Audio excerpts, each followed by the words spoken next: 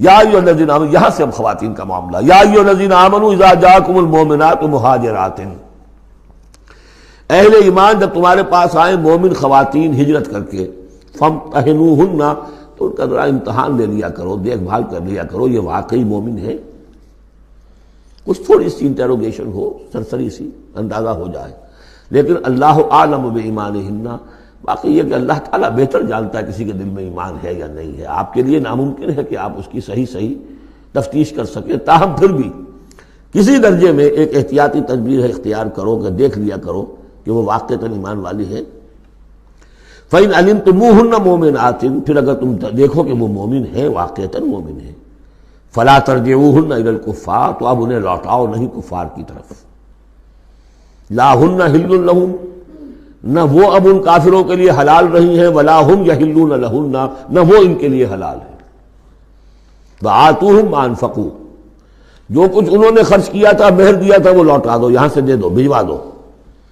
فلاں کافر اس کی بیوی مسلمان ہو گئی، یہاں آ گئی ہے، اب یہاں تعلق ازدواج ختم ہوا، جو مہر تم نے دیا تھا وہ واپس کر رہے ہیں۔ دیکھیے یہ ہے عدل و انصاف، جیسے کہ حضرت خالد بن ولید نے ایک موقع پر جبکہ شام کے محاذ پر ذرا پیچھے ہٹنا پڑا، غالباً ابو عبیدہ کا معاملہ تھا رضی اللہ تعالیٰ عنہما، تو ایک شہر جس سے کہ جزیہ لے لیا گیا تھا، پھر چونکہ وہاں سے پسپائی جو ہے ٹیکٹیکل موو کے طور پر وہاں سے پیچھے ہٹنا پڑا، تو وہ سارا جزیہ واپس کر دیا۔ ہم جا رہے ہیں، اب آپ لوگوں کی حفاظت کا ذمہ ہم نہیں لے سکتے، ذمہ کا مطلب ہے ہمیں آپ کی حفاظت کی ذمہ داری پوری کرنی تھی، نہیں کر سکتے، یہ رقم واپس، اور دھاڑے مار مار کر وہ روئے کہ یہ لوگ فرشتہ لوگ یہ جا رہے ہیں ہمیں چھوڑ کر۔ تو یہاں بھی کہا جا رہا ہے کہ وہ کافر ہیں، لیکن یہ کہ ان کے جو انہوں نے مہر وغیرہ دیا ہوا ان مسلمان عورتوں کا واپس کر لوٹا دو۔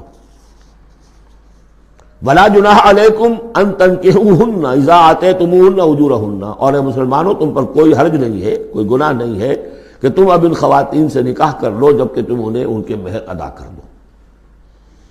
وَلَا تُمْسِكُوا بِعِصَمِ الْكَوَافِرِ، اور اگر تمہاری بیویاں وہاں ہیں، کوئی رہ گئی ہیں ابھی کفر پہ ہیں، تو تم بھی ان کے ناموس کو اپنے قبضے میں نہ رکھو، یعنی انہیں طلاق دے دو، انہیں فارغ کر دو کہ ہمارا تم سے کوئی تعلق نہیں۔ وَاسْأَلُوا مَا أَنفَقْتُمْ، اور ان سے مانگ لو جو بھی تم نے ان کو دیا تھا مہر کے طور پر، جب ہمارے اور تمہارے درمیان وہ رشتہ ختم ہوا میرا مہر واپس کرو۔ وَلْيَسْأَلُوا مَا أَنفَقُوا، جو انہوں نے خرچ کیا تھا وہ مانگ لیں، جو یہاں مسلمان عورتیں آ گئی ہیں ان کا مہر لوٹا دیا جائے۔ ذَلِكُمْ حُکْمُ اللَّهِ يَحْكُمُ بَيْنَكُمْ، یہ اللہ کا حکم ہے اور اللہ تمہارے مابین فیصلہ کر رہا ہے۔ وَاللَّهُ عَلِيمٌ حَكِيمٌ، اللہ سب کچھ جاننے والا ہے، کمال حکمت والا۔ وَإِنْ فَاتَكُمْ شَيْءٌ مِّنْ أَزْوَاجِكُمْ، اور اگر کوئی چیز جاتی رہے تمہارے ہاتھ سے تمہاری بیویوں کے معاملے میں، یعنی مسلمان مرد ہجرت کر کے آ گیا، بیوی اس کی وہاں پر ہے اور وہ کافرہ ہے، مشرکہ ہے، اور اس سے وہ کہتا ہے میرا مہر واپس کرو، وہ نہیں کرتی، وہ مہر واپس نہیں کر رہی، اسے یہاں پہ نکاح کرنے کے لیے مہر ادا کرنا پڑے گا، اس کے پاس پیسے نہیں۔ اس مسئلے کا حل بتایا، وَإِنْ فَاتَكُمْ شَيْءٌ مِّنْ أَزْوَاجِكُمْ، تمہارے کچھ لوگوں کی طرف سے اگر انہیں یہ نقصان پہنچ جائے کہ انہیں وہ مہر واپس نہ ملے، فَعَاقَبْتُمْ إِلَى الْكُفَّارِ، یہ کفار کے ہاں رہ گیا، وہ نہیں دے رہے تم مہر، فَعَاقَبْتُمْ، پھر اگر کہیں تمہارا ہاتھ پڑ جائے، کہیں کسی جگہ تمہیں فتح مل جائے، کہیں سے تمہیں مال غنیمت یا مال فہ ہاتھ آ جائے، فَآتُوا الَّذِينَ ذَهَبَتْ أَزْوَاجُهُمْ، تو ان لوگوں کو کچھ دے دلا دو کہ جن کی بیویاں جاتی رہیں اس کفر اور اسلام کی وجہ سے، رشتہ جو کٹ گیا ہے، تاکہ اب وہ اپنی اس رقم سے جو انہیں دی جا رہی ہے وہ یہاں نکاح کر سکیں، اور جو خواتین وہاں سے آ رہی ہیں جن کا کہ حکم دے دیا گیا کہ یہاں سے ان کے مہر واپس کر دو، تو اب ان سے وہ نکاح کریں گے تو مہر دیں گے تو تب ہوگا نا۔ فَآتُوا الَّذِينَ ذَهَبَتْ أَزْوَاجُهُمْ مِثْلَ مَا أَنفَقُوا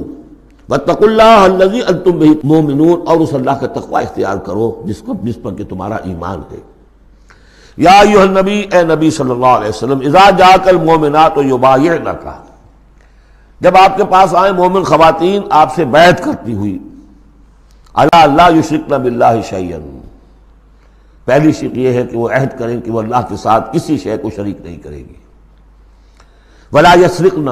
دوسری یہ کہ چوری نہیں کریں گی، ولا یزنین، کوئی بدکاری نہیں کریں گی، ولا یقتلن اولادہن، اپنی اولاد کو قتل نہیں کریں گی، ولا یاتین ببہتان یفترینہ بین ایدیہن وارجلہن، اور نہ ہی وہ کوئی ایسا طوفان باندھیں گی، کوئی بہتان لگائیں گی جو ان کے ہاتھوں اور پاؤں کے مابین سے ہو، سیکسول سکینڈلز، کوئی عورت جو تہمت لگا دے کسی کے اوپر اس نے میری آبرو ریزی کی ہے یا اس نے کسی اور اعتبار سے، تو یہ چیزیں بھی نہیں، اور یہ ہوتا رہا ہے، انبیاء تک کے ساتھ ہوا ہے۔ ولا یعصونک فی معروف، اور آخری بات یہ اس بیعت کے اندر کہ جو بھی آپ بھلی بات ان سے کہیں گے اس کے اندر آپ کی نافرمانی نہیں کریں گے۔ یہ ہے آرٹیکلز آف بیع خواتین کے لیے۔ فبایعہن، تو اے نبی ان کی بیعت قبول کر لیجئے، انہیں بیعت کر لیجئے اپنے سے۔ واستغفر لہن اللہ، اور ان کے ساتھ ان کے لیے اللہ تعالیٰ سے استغفار کیجئے۔ ان اللہ غفور الرحیم، یقیناً اللہ غفور الرحیم ہے۔ اب یہاں نوٹ کر لیجئے کہ جو بیعت مردوں سے لی گئی، بیعت عقبہ ثانیہ، بیعت عقبہ اولیٰ جو تھی وہ تقریباً یہی تھی، اسی لیے اس کو بیعت النساء بھی کہتے ہیں، پہلی بیعت۔ ابھی جو ہے وہ کوئی ایسی شکل سامنے نہیں تھی کہ کوئی جماعتی تشکیل ہو رہی ہو، جماعت بنانی ہو، اور ہمارے ہاں جو بھی صوفیاء ہیں جو بیعت لیتے ہیں وہ بھی تقریباً اسی کو دلیل بناتے ہیں، بیعت عقبہ اولیٰ اور بیعت النساء، وہ اسی بات کا عہد لیتے ہیں، شرک نہیں کروں گا، یہ نہیں کروں گا، چوری نہیں کروں گا، نیکی کے کام کروں گا، وغیرہ وغیرہ۔ تو صوفیاء کی بیعت، خواتین کی بیعت اور بیعت عقبہ اولیٰ تقریباً یہ ہے۔ لیکن وہ بیعت جس سے کہ جماعتی زندگی وجود میں آئی وہ بیعت عقبہ ثانیہ ہے۔ حضرت عبادہ ابن صامت رضی اللہ تعالیٰ عنہ سے اس کی پورا اس کا ٹیکسٹ جو ہے وہ موجود ہے، متفق علیہ حدیث ہے، جس کو بخاری میں بھی ہے، مسلم میں بھی ہے۔ بایعنا رسول اللہ صلی اللہ علیہ وسلم، وہ فرماتے ہیں ہم نے بیعت کی تھی اللہ کے رسول سے صلی اللہ علیہ وسلم، علی السمع والطاعۃ، آپ کا ہر حکم سنیں گے، اطاعت کریں گے، فی العسر، تنگی اور مشکل میں بھی، والیسر، اور آسانی میں بھی، والمنشط، اس حالت میں بھی کہ ہماری طبیعتوں میں انشراح ہو کہ ہاں یہ کام واقعتاً بہت مفید ہے، صحیح ہے، والمکرہ، اور اس حالت میں بھی کہ ہمیں اپنی طبیعتوں پر جبر کرنا پڑے، ہمیں اس فیصلے کے ساتھ اتفاق نہ ہو، وعلی اثرۃ علینا، اور اس کے باوجود کہ دوسروں کو ہم پر ترجیح دے دی جائے۔ ترجیح دے دی جائے کس بات میں؟ آپ امیر بنا رہے ہیں فلاں شخص کو، یہ تو ابھی نوبارد ہے، ابھی آیا ہے، ابھی شامل ہوا ہم میں، اور ہم پرانے آپ کے ساتھی ہیں، نہیں، پریروگیٹو ہے یہ آپ کا، جس کو چاہیں امیر بنائیں۔ وعلی اللہ نضال الامر اہلہ، جنہیں آپ ذمہ دار بنائیں گے ان سے ہم جھگڑیں گے نہیں،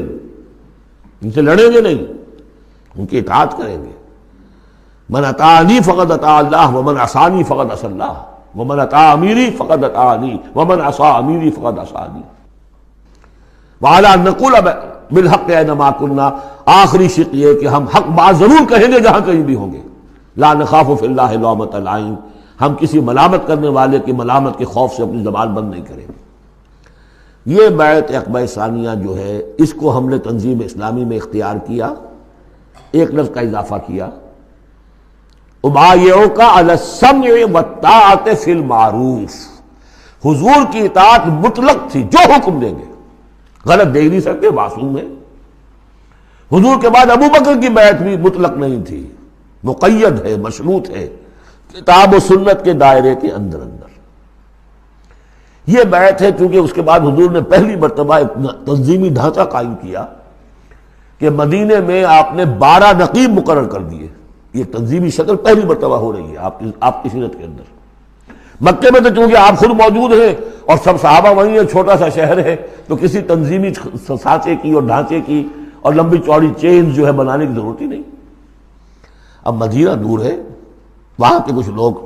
9 خزرج میں سے اور 3 اوس میں سے آپ نے نقیب بنائے، اب ان کی ذمہ داری بنی۔ اس طرح جماعتی تنظیم جو بنی ہے وہ اس بیعت پر بنی ہے۔ البتہ چونکہ خواتین کا معاملہ یہ ہے کہ جماعتی جدوجہد جو آگے چلنی ہے اس میں جہاد اور قتال کے جو مراحل آنے ہیں اس میں خواتین کا حصہ بالواسطہ ہے، بلا واسطہ نہیں ہے، ڈائریکٹ نہیں ہے۔ وہ بیعت ان سے نہیں دی گئی، بلکہ یہی بیعت لی گئی ہے کہ اس کے اندر یہ افعال ہیں، یہ نہیں کریں گے، اور یہ کہ ہاں جو امیر ہیں حضور صلی اللہ علیہ وسلم جو بھی حکم دیں گے، جو بھلائی کا حکم ہوگا اس میں ان کی نافرمانی نہیں کریں گے۔ اس کو ہم نے تنظیم میں خواتین کی بیعت کے لیے بعین ہی یہی الفاظ اختیار کیے، اور واقعہ یہ کہ اس کا بہت ایک اہم پہلو یہ ہے کہ چاہے خواتین کو وہ دوسرے کام نہیں کرنے جو مردوں والے ہیں، جنگ میں جانا ہے یا کوئی اور مسئلہ ہے، لیکن ایک سینس آف بلانگنگ ہو جاتی ہے کہ ایک گروہ کے ساتھ ہونا. کونوا مع الصادقین، کوئی ہے جس کے ساتھ آپ نے اپنے آپ کو آئیڈینٹیفائی کیا، جماعتی زندگی ہے اور اس کے تحت ایک کام ہو رہا ہے. اس کی برکتیں جو ہیں، جو آپ نے فرمایا گیا، جو حضور نے فرمایا، یہ حضرت عمر کا قول ہے، اثر ہے، لا اسلام الا بالجماعہ ولا جماعہ الا بالامارہ ولا امارہ الا بالسماع ولا سماع الا بالطاعہ. کوئی اسلام نہیں ہے بغیر جماعت کے، کوئی جماعت نہیں بغیر عمارت کے، کوئی عمارت نہیں بغیر جب حکم سننے کے، اور سننے کا کوئی فائدہ نہیں ہے تک مانا نہ جائے. حضور نے فرمایا علیکم بالجماعہ، ید اللہ علی الجماعہ، تم پر لازم ہے کہ جماعت کی شکل میں رہو، اور اللہ کی مدد اور تائید جماعت کے ساتھ ہوتی ہے. اور اس جماعت سازی کے لیے جو مسنون اور منسوس اور معصور بنیاد ہے وہ ہے بیعت، جس کو ہم نے چھوڑ دیا. دوسرے طریقے جو ہیں جماعت سازی کے، دستور ہو، دستور کے مطابق پھر قوانین ہو، بائی لاز، یہ بھی حرام نہیں ہے، یہ بھی مباح ہے. لیکن مباح ہونا اور بات ہے،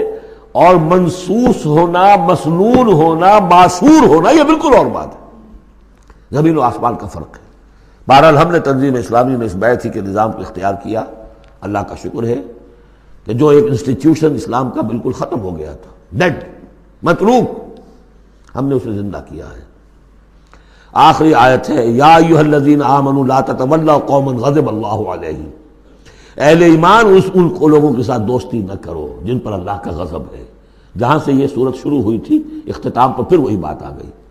قد یئسوا من الآخرہ، یہ آخرت سے مایوس ہو چکے ہیں. کما یئس الکفار من اصحاب القبور، جیسے کہ کفار مایوس ہو چکے ہیں اصحاب قبور میں سے. اس کے دو معنی دیے گئے ہیں. جیسے کفار جو قبر میں ہیں ان پر تو حقیقت واضح ہو چکی ہے نا، عالم برزخ میں جب پہنچ گئے تو انہیں معلوم ہے، اب حقائق منکشف ہو گئے، جیسے وہ مایوس ہو گئے ہیں کہ ان کے لیے اب کوئی راستہ نہیں، اللہ کے عذاب سے بچنے کی کوئی شکل نہیں. یا یہ کہ جیسے یہ کفار مایوس ہو گئے ہیں کہ جو قبر میں چلا گیا اس کا کوئی باعث بعد الموت نہیں، اس کو دوبارہ اٹھا جانا نہیں ہے. دونوں امکانات، دونوں ترجمے کیے گئے ہیں. تو تم ان لوگوں کی طرح نہ ہو جاؤ جو مایوس ہو چکے ہیں یہ لوگ اللہ کی رحمت سے. یہ لوگ جو ہیں، یہ جو یہودی ہیں، اور ان کے ساتھ تمہاری دوستی درست نہیں ہے.